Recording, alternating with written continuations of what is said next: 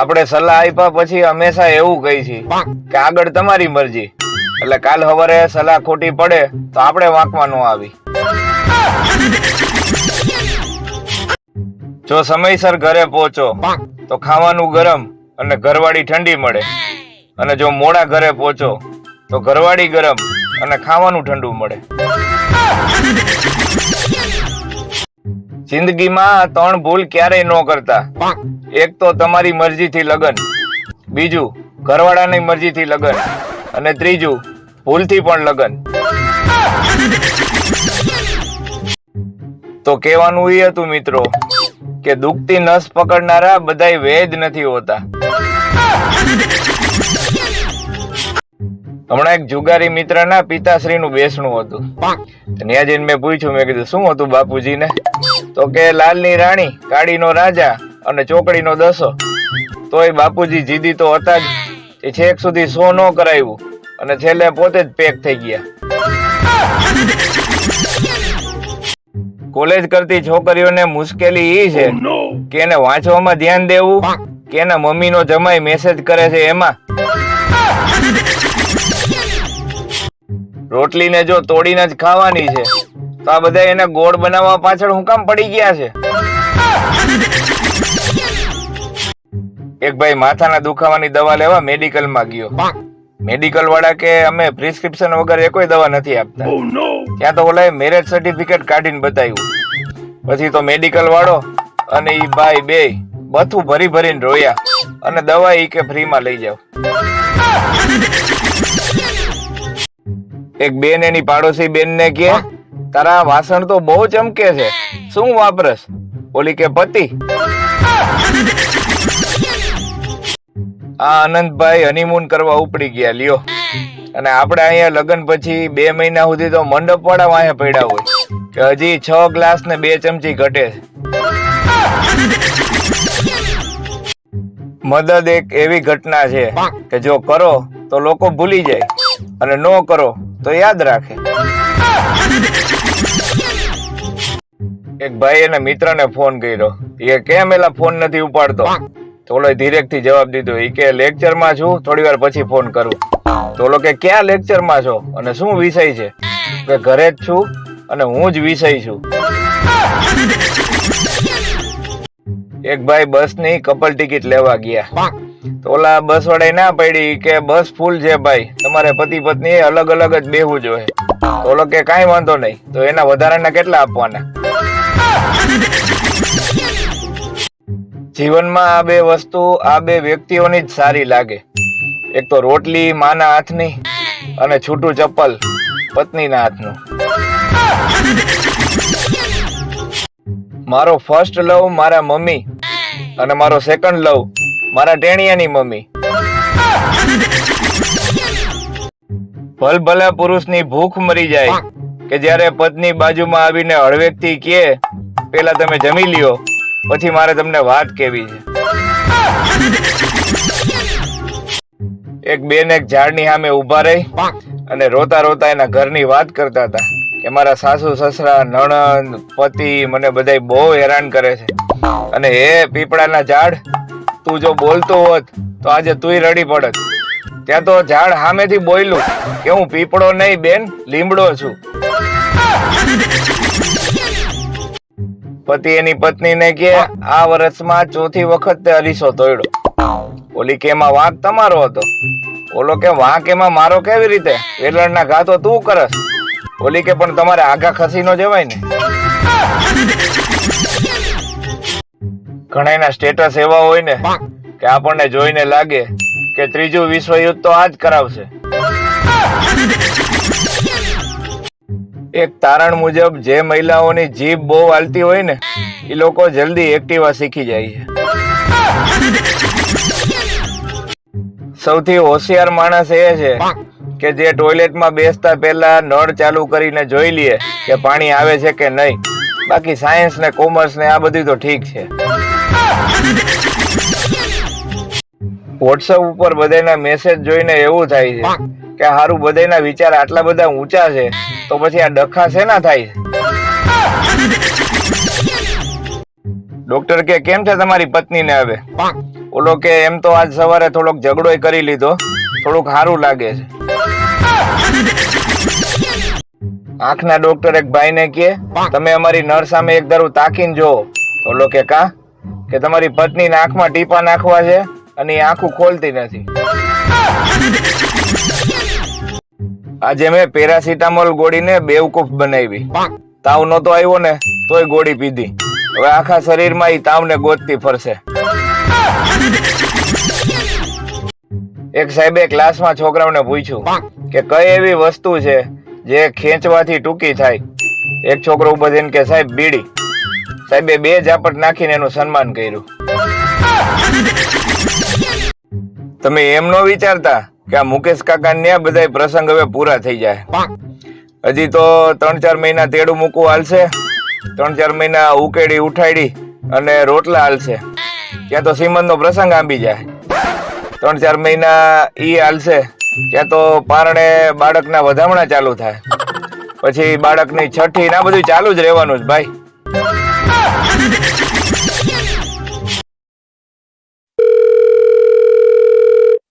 તમે જેને ફોન કરો છો એના હાથમાં જ ફોન છે તો પણ ઉપાડતા નથી. તેઓ મનમાં બોલે છે કે તમે તે લેવા જાઓ. એક છોકરી રાત્રે રોડ ઉપર એકલી આયલી જતી હતી. પાછળ 2 છોકરા બાઇક લઈને એની હળી કરતા હતા કે રાત્રે તને એકલા રોડ ઉપર જતા બીક નથી લાગતી? ઓલીએ મગજ વાપરો કે જીવતી હતી ત્યારે લાગતી હતી, અત્યારે તો કાંઈ નથી લાગતી. ઓલા ઉભા રોડે છું થઈ ગયા. એક તાજા સર્વે મુજબ સૌથી વધારે બહેનો પાણીપુરી વાળાને હોય છે કે ભૈયા થોડા તીખા બનાના. મારા ઘરમાં 6 ટ્યુબલાઇટ અને 3 બલ્બ છે, તોય ઘરવાળી એમ કહે છે કે લગ્ન કરી અને અત્યાર સુધી તમે મને અંધારામાં રાખી. લગ્ન પછી પત્ની પતિને કહે, મેં તમારાથી એક વાત છુપાવી છે કે હું ડોક્ટર છું, પણ માણસની નહીં, પશુ ડોક્ટર છું. તો ઓલો કે એમાં શું થઈ ગયું? મેં એક વાત તારાથી છુપાવી છે કે મારે મેડિકલ નથી, હું દવાનું કરું છું, પણ ઉદય મારવાની દવા છાંટું છું. સેડ સોંગ સાંભળો એનો કોઈ વાંધો નથી, પણ સ્ટેટસમાં ચડાવી અને બીજાના મગજનું દહીં કરો એ એક પ્રકારની હિંસા જ કહેવાય. જો તમે રાત્રે રોડ ઉપર એકલા જતા હોય અને તમને બીક લાગતી હોય, તેનો અક્ષર ઈલાજ 2 હાથની મુઠ્ઠી પેલા વાળો, એકદમ ટાઈટ, અને પછી ભાગો. તમે ગમે એટલું ભણેલા હોય પણ ઘરવાળી તમને કહે કે તમને ખબર ન પડે એટલે વાત થઈ ગઈ પૂરી. એક ભાઈ ડોક્ટર આગળ પાછા ગયા કે સાહેબ તમે જે આ છેલ્લી દવા લખી છે ને એ ગામના એકોય મેડિકલ સ્ટોરમાં મળતી નથી. ડોક્ટર સાહેબ કે એ દવા નથી લખી, ઈ તો હું પેન હાલે છે કે નહીં ઈ જોતો હતો. છોકરા ને છોકરીમાં ફેર જોવો સાહેબ. છોકરી એમ કહે કે મારે 96% જ આવ્યા, હું ઘરે મારા પપ્પાને હું મોઢું દેખાડીશ. અને છોકરો એમ કહે કે તારા ભાઈને 40% આવી ગયા, 35 જ જોતા હતા. ફાસ્ટ ફૂડ ખાવાથી માણસ ફાસ્ટ નથી થઈ જતો, એવી જ રીતે સ્માર્ટફોન વાપરવાથી માણસ સ્માર્ટ નથી થઈ જતો, પણ લૂઝ મોશન થવાથી માણસ લૂઝ જરૂર થઈ જાય છે. એટલે આવા તડકા ને ગરમીમાં થોડુંક ખાવા પીવામાં ધ્યાન રાખવું અને લગ્નમાં ઓછું ઝાપટવું. કા પાર્ટી કેમ છે? શું હાલે? હમણાં ઘણા દિવસ ત્યાં દેખાણા નથી હો. તબિયત સારી ને? આવો ક્યારેક ચા પાણી પીએ તમારા ખર્ચે. એક ભાઈએ પોલીસ સ્ટેશનમાં ફોન કર્યો કે સાહેબ કાયમ કાપી નાખવાની ધમકી આવે છે. સાહેબ કે કોણ ધમકી આપે છે? ઓલો કે વીજ કંપની વાળા કે લાઇટ બિલ ભરો નકર કનેક્શન કાપી નાખશું. જીવન જીવવાની 2 રીતો, એમાંની પહેલી મને આવડતી નથી અને બીજી મારે શીખવી નથી. શોપિંગ થી લઈને ભણતર સુધી બધું ઓનલાઈન થઈ ગયું છે. હવે ખાલી મારામારી જ ઓફલાઈન થાય છે. પત્ની કે તમારે જે કેવું હોય નહીં મને કયો, પિયર વાળા ઉપર જાવ માં. તો પતિ કે આપણું ટીવી બગડે ત્યારે આપણે કંપની વાળાને જ ફોન કરી છે ને. તમે કોઈને એમ કયો કે બ્રહ્માંડમાં 300 અબજ તારાઓ છે તો માની લેશે, પણ એમ કયો કે આ બાકડાનો કલર તાજો છે બેસતો નહીં તોય આંગળી તો અડાડશે જ. મારા ઘરમાં એટલી બધી એકતા છે ને કે જઈએ હું પાણી પીવા ઊભો થાવ ને ત્યારે બધાયને તરસ લાગે છે. સસરાઈ જમાઈને ફોન કર્યો કે વાવાઝોડાના શું સમાચાર છે જમાઈ. જમાઈ કે વાવાઝોડું આ બેઠું બેઠું શાક સુધારે, પણ તમે મને ઈ કયો કે આ વાવાઝોડાનું ઉદ્ભવ સ્થાન જે દરિયો છે ઈ અત્યારે શાંત છે કે તોફાની? અત્યારના છોકરાઓને મારી અને રોતા ચૂપ કરાવવા માટે હાથમાં મોબાઈલ પકડાવી દેવામાં આવે છે, પણ એક જમાનો આપણો હતો સાહેબ કે મારી અને રોતા હોય તો ચૂપ કરાવવા માટે બીજી વાર મારતા.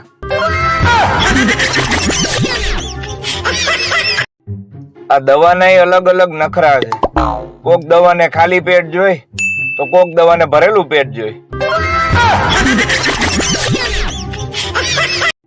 હમણાં એક જગ્યાએ ટોળું ભેગું થઈ અને એક બેન નું સન્માન કર્યું, અને એમાં 4-5 જણા તો એના વખાણ કરતા થાકતા નહોતા કે બાઈ સમજુ હોય ને તો આના જેવી હો.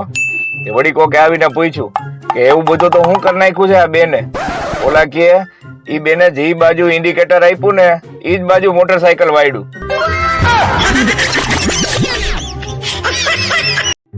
જ્યારે સગાઈ અને લગ્ન વચ્ચે લાંબો સમયગાળો હોય તો સૌથી વધુ ફાયદો કોને થાય? છોકરાને? ના. છોકરીને? ના. તો મોબાઈલ કંપનીને. બે રીતે બોલવા વાળા હોય, એક તો આલે લે અને બીજું લે આલે. હિન્દીમાં ચલા જાય યહાં સે, ઇંગ્લિશમાં ગેટ લોસ્ટ અને આપણી ભાષામાં ઘર ભેગીનો થાને. રાત્રે 12 વાગ્યા પછી જયારે નવું નેટ આવે ને ત્યારે એવું લાગે કે જાણે ખાતામાં કોઈ પગાર નાખ્યો હોય. 84 લાખ ફેરા ફરો ત્યારે અમૂલ્ય માનવ જીવન મળે, પણ પછી 4 જ ફેરા ફરો ત્યારે આ માનવ જીવનની પથારી ફરે.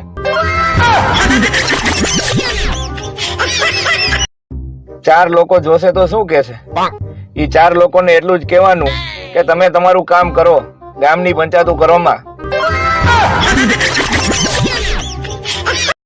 કોઈ તમને એમ કહે કે આ તારું કામ નથી તો મૂંઝાવાનું નહીં, એક ઊંડો શ્વાસ લેવાનો અને ધીમેકથી કહેવાનું મારે કરવું નથી. સાસુમાં કહે વહુ બેટા આજે તારી પહેલી રસોઈ છે, શું બનાવીશ? વહુ કે મેગી. પતિ કે આજે તો ઊંઘ નથી આવતી, તો પત્ની કે થોડા કપડા પડ્યા છે તો હંકેલી નાખો ને. અરે ઓલો કે હું તો ઊંઘમાં બોલું છું. બે દીકરીઓના લગ્ન થઈ ગયા, જાન રવાના થઈ ગઈ. પછી પતિ પત્ની બે નિરાતે હિંચકા ઉપર બેઠા બેઠા વાતો કરતા હતા. પતિ કે યાદ છે તું જ્યારે જ્યારે આપણો ઝઘડો થતો ત્યારે કહેતી કે આ બે દીકરીઓને કારણે જ અહીંયા ટકી રહી છું, બાકી તો કેદુની વહી ગઈ હોત. અમુક છોકરીઓ તો ઓટો રિક્ષામાં બેહવામાં એવા મોઢા કરે છે જાણે એનું હેલિકોપ્ટર બગડી ગયું હોય અને પરાણે રિક્ષામાં બેહવું પડતું હોય. શિક્ષક વિદ્યાર્થીને કે આ કહેવતનો અર્થ સમજાવો કે સાપની પૂંછડી પર પગ મૂકવો. એક વિદ્યાર્થી ઉભો થઈને કે સાહેબ પત્નીને પિયર જાતિ રોકવી. જેને ફૂંક મારી અને વાગેલું મટાડતા આવડતું હોય ને એના લગ્ન જલ્દી થાય. પત્ની કે ટોટલ બોડી ચેકઅપ કરાવ્યું પણ શું બીમારી છે એ ખબર પડતી નથી. તો પતિ કે એમાં ડોક્ટરનો વાંક નથી, તમારે બધા અંગો આડાવડા હોય, મગજ ગોઠણમાં હોય, દિલ છે એ તમે બધા હાથમાં લઈને ફરતા હોય, અને લોહી પાછું તમારું હોય નહીં, બીજાનું પીધા રાખતા હોય. એટલે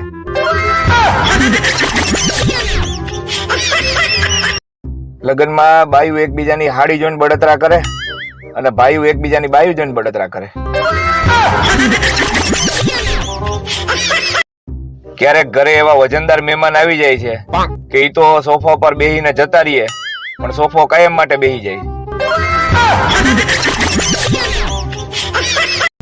લગ્નની કંકોત્રીઓ વાંચી વાંચી સપનાએ વીટી ગોતવાની રસમ ના આવે.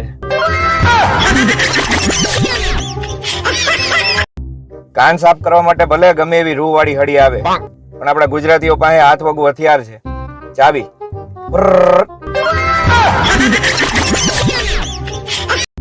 મારો એક દોસ્તાર મને કે તે કીધું એ ખોટું પડ્યું. મેં કીધું શું કીધું મેં? કે તું કેતો તો ને કે કૂતરું પાછળ દોડે તો ઊભું રહી જવાનું, એટલે ઈ ઊભું રહી જાય. તો હું ઊભો રહી ગયો, બટકું ભરીને વયું ગયું. પત્ની પતિને કે ઓલી આમે કેમ કહ્યું ના તાકી તાકીને જોવો છો? ઓલો કે એટલે જોઉં છું કે એને જે બનારસી સાડી પહેરી છે એ તારા ઉપર કેવી લાગે. માંડ બઈચો. જે લોકોને આપણે ઝેર જેવા લાગી છે ઈ ક્યાં આપણને ગુલાબજાંબુ જેવા લાગે. તમે મોબાઈલમાં શું જોવો છો ઈ તમારી બાજુમાં બેઠેલી વ્યક્તિ ડોકું કાઢી કાઢીને જોવા માંડે ને, તો નોટપેડ ખોલો અને લખી અને ઝૂમ કરો કે ભાઈ તને ત્યાંથી ન દેખાતું હોય તો અહીંયા આવીને ખોળામાં બેસી જા. જે લોકો પત્ની સામે દિવસે બોલી નથી શકતા ને, ઈ રાત્રે નસકોરા જોર જોરથી બોલાવીને બદલો લે છે. ક્યાંક બાંધણું થયું હોય ત્યાં 50 જણા તો ખાલી જોવા ભેગા થઈ જાય છે.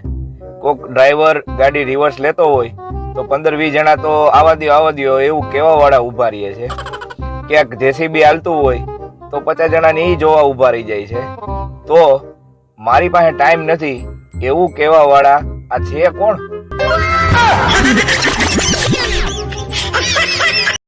છોકરો એના પપ્પાને કે પપ્પા એન્ટાર્કટિકા ક્યાં છે? પપ્પા કે તું મને હેરાન કરમાં, તારા મમ્મીને પૂછ, ઘરમાં બધી વસ્તુ ઈ જ મૂકે છે. શિયાળે ડેન્ગ્યુ ભલો અને ઉનાળે ટાઢિયો તાવ, ચોમાસે ચિકનગુનિયા ભલો પણ ઓલો કોરોના બારે માસ.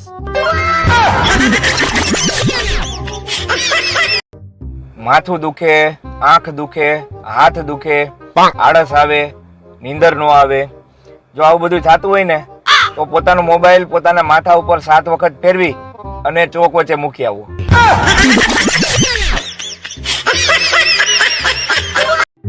અમુક વાંઢા મોટિવેશનલ સ્પીકર લગ્ન જીવન અને સુખી દાંપત્ય જીવન વિશે બોલે છે, તો એમને એટલું જ કહેવાનું કે પહેલા તમે લગ્ન કરી લ્યો, પછી તમારા ઘરના જ તમને મોટિવેશન આપશે.